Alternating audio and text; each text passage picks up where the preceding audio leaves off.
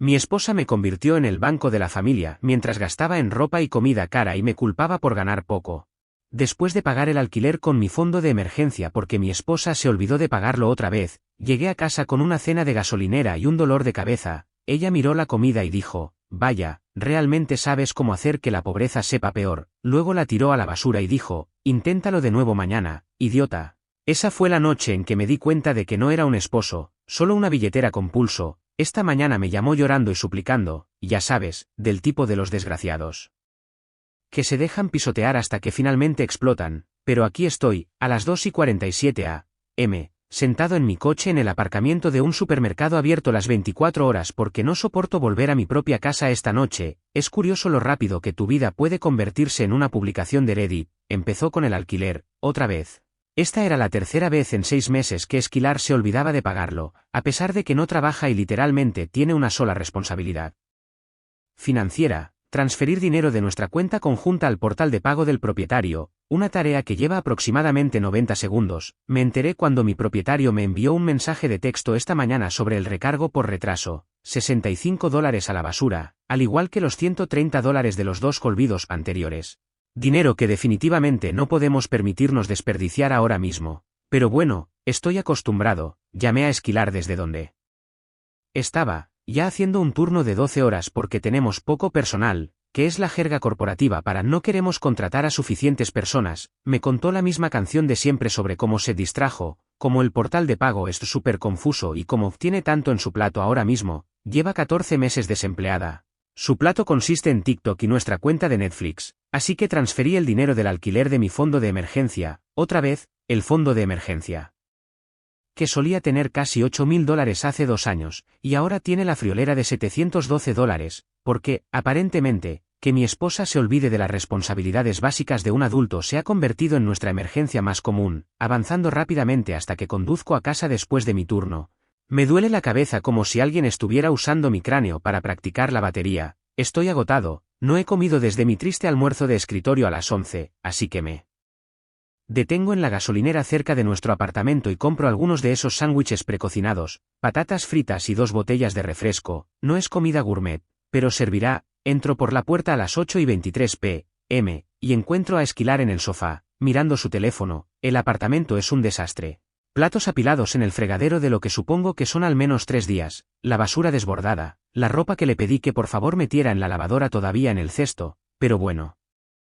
Estoy demasiado cansado para discutir sobre eso. Pongo la comida de la gasolinera en la mesa de centro y murmuro algo sobre la cena. Esquilar levanta la vista de su teléfono, mira la comida y luego lo dice, vaya, realmente sabes cómo hacer que la pobreza sepa peor. Me quedo helado, literalmente no puedo moverme. ¿En serio acaba de decir eso? ¿Después de que acabo de pagar nuestro alquiler? ¿Después de que he trabajado un turno de 12 horas? ¿Después de que ella ha contribuido exactamente 0 a nuestro hogar hoy? Antes de que pueda siquiera responder, mueve el brazo por la mesa de centro, tirando la comida al suelo. El refresco explota por nuestra alfombra. Inténtalo de nuevo mañana, idiota. Ahí fue cuando algo dentro de mí hizo clic, como cuando has estado tratando de resolver un rompecabezas y de repente todas las piezas encajan y ves la imagen completa. Llevo 4 años casado, pero nunca he sido un esposo. Soy una billetera con pulso. He pagado todo desde el primer día. Al principio, fue porque Esquilar estaba entre trabajos, luego fue porque estaba encontrando su pasión, luego fue porque el mercado laboral era tan competitivo ahora mismo, luego fue porque estaba lidiando con el agotamiento. Las excusas cambiaron, pero la realidad siguió siendo la misma. Mi sueldo entra, nada sale. Mientras tanto, sus gastos personales no se han reducido ni un ápice. Ropa nueva, productos caros para el cuidado de la piel, comida a domicilio constantemente porque cocinar es tan agotador, y cada vez que lo saco a relucir, yo soy el malo. Soy financieramente abusivo por preguntar a dónde va nuestro dinero, soy controlador por sugerir un presupuesto, soy poco comprensivo por cuestionar por qué necesita otro par de zapatos de $300, de pie allí, viendo cómo el refresco se filtra en nuestra alfombra, que definitivamente seré yo quien limpie.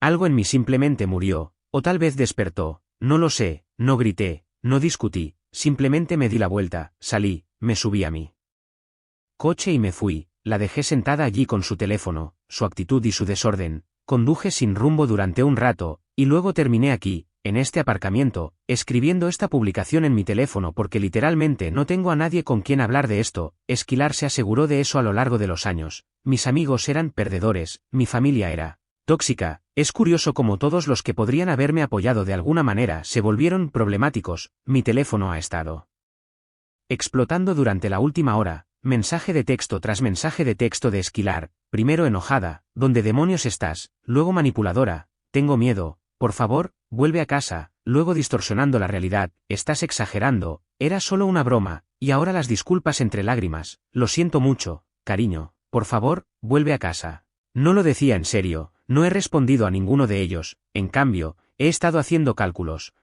fríos y duros, en los últimos 4 años, he pagado aproximadamente $192.000 para nuestros gastos de manutención, facturas y sus gastos personales. A cambio, ella ha contribuido con aproximadamente $18.000 del breve periodo en que ha trabajado, y ese es solo el aspecto financiero, ni siquiera voy a entrar en la carga emocional. Las tareas domésticas que hago a pesar de trabajar a tiempo completo, el constante andar con pies de plomo, los amigos que he perdido, los eventos familiares que me he perdido, los sueños que he dejado en suspenso. Creo que he estado en negación durante 4 años, diciéndome a mí mismo que las cosas mejorarían cuando encontrara el trabajo adecuado, cuando tuviéramos más dinero, cuando estuviera menos estresada, cuando, pero esta noche, al verla tirar comida perfectamente buena a la basura mientras me llamaba idiota, finalmente vi la verdad, no hay ningún cuando, esto es todo, esta es quién es ella, esto es quiénes somos, o mejor dicho, esto es quiénes éramos. Porque he terminado de ser un cajero automático andante, mañana voy a abrir una nueva cuenta bancaria en un banco diferente, voy a redirigir mi depósito directo, voy a llamar a un abogado, y voy a averiguar cómo es un divorcio cuando has pasado 4 años siendo el soporte vital financiero de alguien. No sé qué va a hacer cuando el dinero se acabe.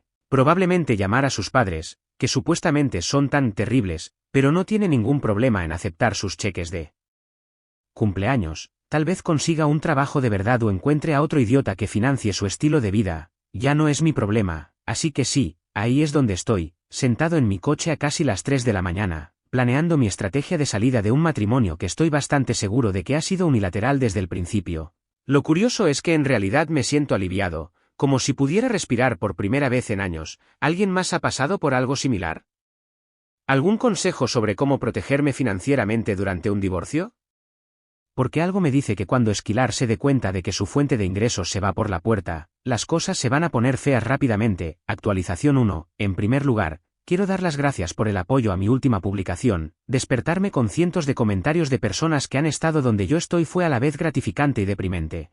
Gratificante porque no estoy loco, deprimente porque aparentemente hay miles de nosotros, cajeros automáticos andantes, por ahí, han pasado 16 días desde el incidente de la cena de la gasolinera, 16 días de lo que solo puedo describir como una guerra financiera, llevada a cabo con hojas de cálculo en lugar de armas. La mañana después de publicar, fui directamente a una cooperativa de crédito al otro lado de la ciudad y abrí nuevas cuentas. La señora del mostrador no dejaba de mirarme con preocupación mientras yo mascullaba mi explicación de por qué necesitaba cuentas a las que mi esposa no pudiera acceder. Cuando finalmente dejé de divagar, simplemente deslizó un formulario por el mostrador y dijo que había visto esto antes, sin juicios, sin preguntas, solo eficiencia. Ahí fue cuando me di cuenta. Esto sucedía tan a menudo que tienen un proceso. Redirigí mi depósito directo, que afortunadamente no llegaría hasta el próximo periodo de pago. Dejélo justo en nuestra cuenta conjunta para cubrir las facturas inmediatas. Luego pasé 3 días haciendo hojas de cálculo, no solo presupuestos básicos. Me convertí en un contable forense completo de nuestro matrimonio.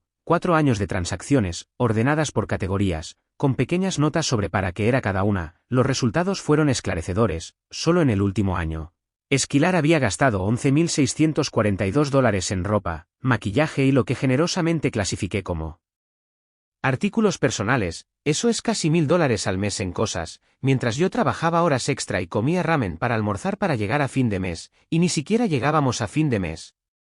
Teníamos una deuda de tarjeta de crédito de $8.300 de la que ni siquiera sabía hasta que revisé todas nuestras cuentas. Resulta que esos momentos de olvidarse de pagar se extendían a mucho más que solo el alquiler. Lo imprimí todo, codificado por colores con pequeñas pestañas adhesivas, porque si iba a hacer explotar mi matrimonio, iba a hacerlo con pruebas debidamente organizadas, que conste que ver 4 años de abuso financiero expuestos en Excel le hace cosas raras.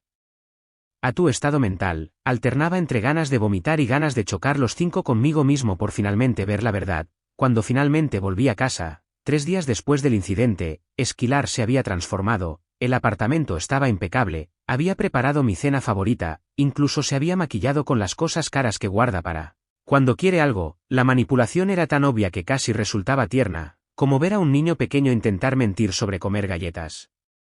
Mientras tiene la cara cubierta de chocolate, me senté a la mesa de nuestra cocina, coloqué mi carpeta de pruebas financieras entre nosotros y empecé a hablar, con calma. Le expliqué que sabía de la deuda de la tarjeta de crédito, que había redirigido mi sueldo, que había calculado exactamente cuánto cubriría de nuestros gastos conjuntos en adelante y exactamente cuánto necesitaba aportar ella. Durante los primeros 30 segundos, simplemente se quedó mirando, como si su cerebro no pudiera procesar el hecho de que realmente la estaba plantando cara. Luego llegó el llanto, luego las acusaciones, luego las promesas de cambio, la clásica trifecta de la manipulación. Lo había visto tantas veces antes que casi parecía un guión, pero esta vez, no cedí. Esta vez tenía mi carpeta de la verdad y suficiente ira justificada como para alimentar a una ciudad pequeña. Cuando se dio cuenta de que llorar no funcionaba, cambió de táctica, empezó a mencionar cómo su amiga Lindsay acababa de pasar por una mala racha con su esposo y que lo habían solucionado, como el matrimonio se trata de apoyarse mutuamente en los momentos difíciles, como conseguiría un trabajo mañana si eso me hiciera feliz. Simplemente pasé a la página 23 de mi carpeta, la página con todas sus promesas anteriores de encontrar trabajo,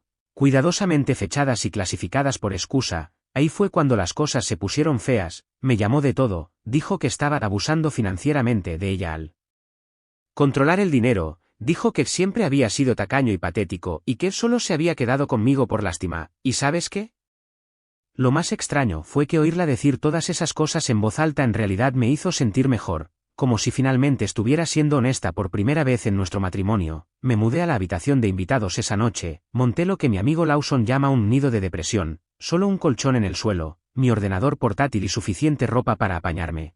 No era mucho, pero era mío. Y por primera vez en años, dormí toda la noche sin despertarme con ansiedad por el dinero. La semana siguiente fue como vivir con una extraña que cambiaba de personalidad, tratando de encontrar una que funcionara conmigo. Un día era dulce y se disculpaba, preparaba café y preguntaba por mi día. Al día siguiente era fría y distante, dando portazos y suspirando dramáticamente. Luego se volvía práctica, sentándose con sitios web de búsqueda de empleo y pidiéndome ayuda con su currículum. Me mantuve educado pero distante, respondía a las preguntas directas con respuestas mínimas. No mordía el anzuelo cuando intentaba empezar peleas. Internet lo llama el roca gris, volverse tan aburrido e indiferente que la persona pierde el interés en tratar de manipularte. Resulta que funciona, pero los verdaderos cambios comenzaron a producirse cuando se acabó el dinero, aproximadamente una semana después de que redirigiera mi sueldo.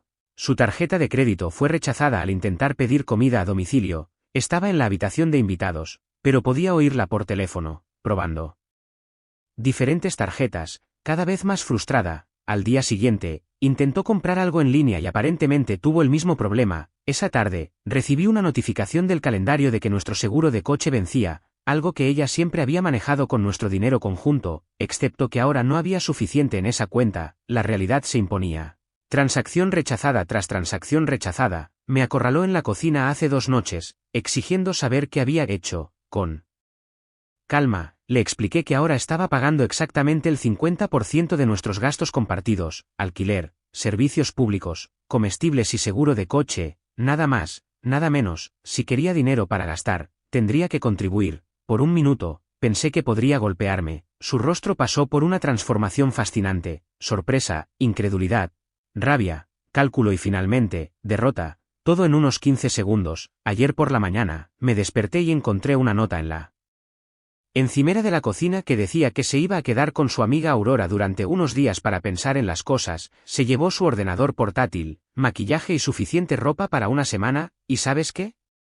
El apartamento parece más grande de alguna manera, como si su ira y su derecho hubieran estado ocupando un espacio físico en el que ahora puedo respirar. No soy tan ingenuo como para pensar que esto ha terminado. Esquilar no es de las que renuncian a su fuente de ingresos sin luchar, pero por primera vez en nuestro matrimonio, no tengo miedo de esa pelea. Tengo mi carpeta, tengo mis cuentas separadas y, lo más importante, tengo la confirmación de que no estoy loco por esperar que un adulto actúe Como un adulto, mi abogada, una mujer directa que me recuerda a mi tía sensata, dice que estoy en una buena posición, somos inquilinos, no tenemos hijos, y aunque es una mierda que tengamos deudas conjuntas, al menos no tenemos propiedades en común, está redactando los papeles de separación que dividen nuestras deudas proporcionalmente en función de quien las contrajo.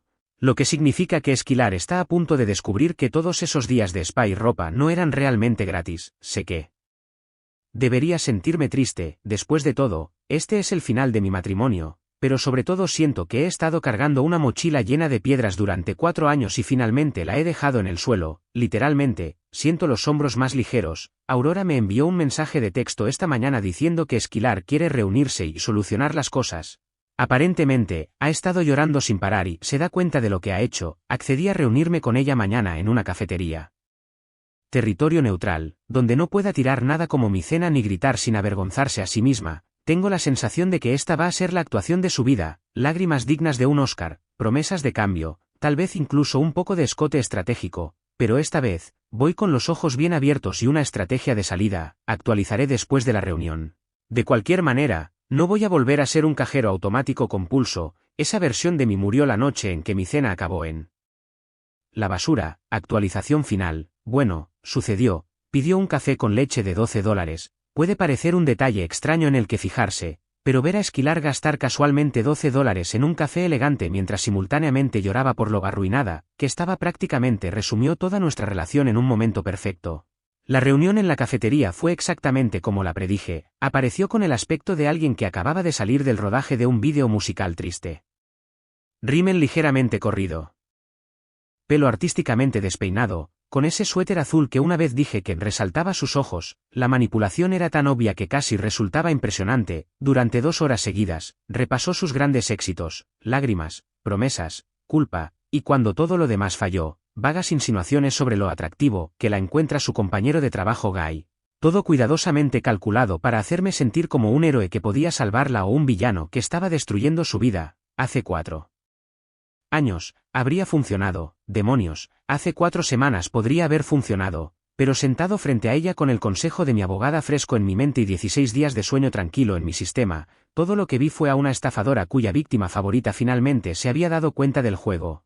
Deslicé el acuerdo de separación sobre la mesa y le dije que tenía 2 opciones, firmarlo y que lo manejaríamos como adultos, o luchar contra mí y gastar el dinero que le quedaba en honorarios legales. El acuerdo era más que justo, incluso me ofrecía asumir el 60% de nuestra deuda conjunta de tarjetas de crédito, a pesar de que mis hojas de cálculo mostraban claramente que ella había causado la mayor parte. Ni siquiera lo leyó, simplemente lo apartó y dijo que podíamos solucionarlo si dejaba de ser tan tacaño con el dinero. Típica Esquilar, tratando una bomba nuclear financiera como si fuera un pequeño desacuerdo sobre qué programa de televisión ver. La dejé sentada allí, todavía hablando de cómo podíamos empezar de cero. Salí a mitad de la frase, me sentí como si estuviera en una película, excepto que en lugar de música dramática, solo se oía el incómodo arrastrar de pies de los clientes de la cafetería que trataban de no mirar a la mujer que lloraba. Eso fue hace 37 días, desde entonces, la vida ha sido caótica. Pero está mejorando, es como si me hubiera estado desintoxicando de una adicción a una relación de 4 años. Las primeras semanas fueron brutales, pesadillas, dudas sobre mí mismo, mirando mi teléfono, preguntándome si debería llamarla y decirle que había cambiado de opinión, pero entonces llegó el giro inesperado de la trama. Aurora se puso en contacto conmigo, resulta que la amiga de Esquilar no la apoyó tanto como Esquilar esperaba.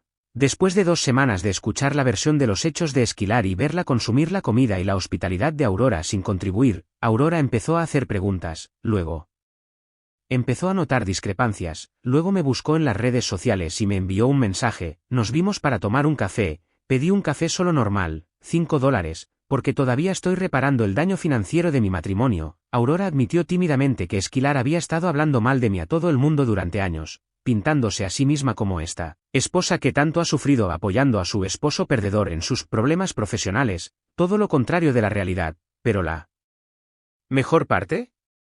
Aurora tenía recibos, capturas de pantalla de Esquilar presumiendo en el chat de su grupo de amigos sobre cómo me había entrenado para que pagara todas las facturas mientras ella se guardaba su dinero para sí misma, fotos de compras compulsivas con el pie de foto mi marido no sabe nada, jaja. Mensajes de texto en los que se quejaba de tener que fingir que buscaba trabajo para mantenerme alejado de ella. 4 años de mi matrimonio, explicados en mensajes de texto tóxicos, ni siquiera me sentí enojado al verlos, simplemente validado, como si finalmente recibiera la confirmación de que no estás loco de verdad. Aurora se disculpó por creerse las mentiras de Esquilar, dijo que había notado señales de alarma, pero las había descartado porque Esquilar era muy convincente. Luego hizo algo que no esperaba. Se ofreció a ser testigo si las cosas se ponían feas en el divorcio. Dijo que no podía quedarse de brazos cruzados y ver cómo alguien era utilizado de esa manera. Resulta que no todo el mundo tiene la brújula moral tan rota como mi futura exesposa. Hablando de Esquilar, la realidad la golpeó como un tren de carga unas 3 semanas después de nuestra reunión en la cafetería. Sus tarjetas de crédito estaban al límite. Sus padres, que más tarde supe que no eran los monstruos que ella describía, simplemente gente normal cansada de financiar su estilo de vida, se negaron a enviarle más dinero, y Aurora finalmente le había pedido que empezara a contribuir al alquiler o que buscara otro lugar donde quedarse. Ahí fue cuando empezaron las llamadas telefónicas, 3, 4, 5 veces al día, mensajes de voz que alternaban entre sollozos, disculpas y amenazas despiadadas, mensajes de texto que iban desde «te echo mucho de menos», «cariño» hasta «vas a morir solo y miserable». El latigazo emocional era agotador, pero mi abogada me había preparado documentarlo todo, responder mínimamente y nunca entrar en el juego de la locura, así que eso es lo que hice. Luego llegó el día que había estado temiendo en silencio, el día de la mudanza. Había encontrado un pequeño apartamento tipo estudio al otro lado de la ciudad, nada elegante, pero está limpio, tiene una presión de agua decente, y lo más importante, solo tiene mi nombre en el contrato de alquiler. Organicé la recogida de mis cosas mientras Esquilar supuestamente estaba en una entrevista de trabajo, la primera en meses, convenientemente programada justo cuando necesitaba dinero para el alquiler, excepto que no estaba en una entrevista. Estaba esperando en nuestro apartamento, sentada en el sofá como un jefe final en un videojuego al que nunca quise jugar. Por un momento extraño, casi me reí. Por supuesto que me tendería una emboscada, por supuesto que lo haría más difícil de lo necesario, por supuesto que llevaba ese suéter azul otra vez. Mi amigo Holden, que había venido a ayudarme a mudarme, inmediatamente se puso tenso a mi lado. Había oído todas las historias, pero finalmente estaba viendo él espectáculo de Esquilar en directo por primera vez. Lo que siguió fueron 2 de las horas más incómodas de mi vida. Esquilar oscilando entre ayudarme a empacar los platos, raro, y de accidentalmente dejar caer cosas que me importaban, predecible, charlando con Holden como si fuéramos todos amigos pasando el rato, extremadamente incómodo, haciendo preguntas directas sobre mi nuevo apartamento, sobre las que deliberadamente me mantuve vago. Todo el tiempo, esperé la explosión, los gritos, los objetos lanzados, la declaración dramática, pero nunca llegó. En cambio, mientras sacaba la última caja, me entregó un sobre y me dijo que había estado pensando mucho. Dentro estaba el acuerdo de separación firmado, sin cambios, sin negociaciones, solo su firma en cada línea marcada. Me quedé allí parado, mirándolo como si fuera a explotar en mis manos. Después de semanas de pelear conmigo en cada punto, simplemente se había rendido. No lo entendía. Esa noche, mientras estaba sentado en mi nuevo colchón en el suelo de mi estudio vacío, deja billu de mi nido de depresión en la habitación de invitados, recibí un mensaje de texto de Aurora que lo explicaba todo. Aparentemente, Esquilar había conocido a un tipo en un bar, un tipo con un buen reloj y un coche elegante que pensó que sus historias sobre su ex controlador eran muy conmovedoras. Un tipo que ya se había ofrecido a dejarla quedarse en su casa hasta que se recuperara. Se había encontrado un nuevo cajero automático, y de repente divorciarse de mí lo más rápido posible era lo mejor para ella. Debería haberme sentido aliviado, y una parte de mí lo hizo, pero otra parte sintió el extraño impulso de advertir al pobre bastardo, de mostrarle mis hojas de cálculo y capturas de pantalla, de salvarlo de lo que acababa de escapar. No lo hice, sin embargo. Algunas lecciones hay que aprenderlas por las malas. Las semanas transcurridas desde entonces han sido extrañamente normales. Voy a trabajar, vuelvo a casa a mi pequeño pero ordenado estudio. Estoy reconstruyendo lentamente mi fondo de emergencia, hasta $1012 ahora. Estoy aprendiendo a cocinar más allá de mis habilidades básicas de soltero. Descargué una aplicación de presupuesto que no me hace querer tirar mi teléfono por la habitación. El divorcio finalizó la semana pasada, sin drama, sin comparecencia ante el tribunal. Solo papeleo y una sensación de vacío surrealista cuando vi la palabra disuelto estampada en lo que una vez fue el compromiso más importante de mi vida. Me gustaría poder terminar esto con alguna sabiduría profunda, pero la verdad es que todavía lo estoy procesando. Todavía tengo momentos en los que cojo mi teléfono para enviarle un mensaje de texto sobre algo gracioso. Todavía me despierto confundido cuando no la siento al otro lado de la cama. 4 años de hábitos no desaparecen de la noche a la mañana, pero también estoy encontrando partes de mí mismo que habían estado inactivas durante años. Me he vuelto a unir a mi antiguo grupo de juego. Estoy volviendo a hablar con mi hermana. Compré entradas para conciertos sin calcular cuántas cenas de ramen tendría que comer para compensar el coste. Anoche pedí comida para llevar, no del tipo elegante, solo comida china básica del lugar de la calle, y mientras estaba sentado en mi sofá de segunda mano, comiendo pollo a la naranja directamente del recipiente mientras veía YouTube en mi ordenador portátil, tuve este momento de perfecta y ordinaria satisfacción. Nadie juzgaba mi elección de comida. Nadie gastaba dinero que no teníamos, nadie me hacía sentir pequeño por existir, no era rico, ni particularmente exitoso, ni siquiera estaba completamente curado, pero era libre, y por si te lo preguntas, sí, le di una propina del 20% al repartidor, porque algunos de nosotros entendemos el valor del trabajo de otras personas.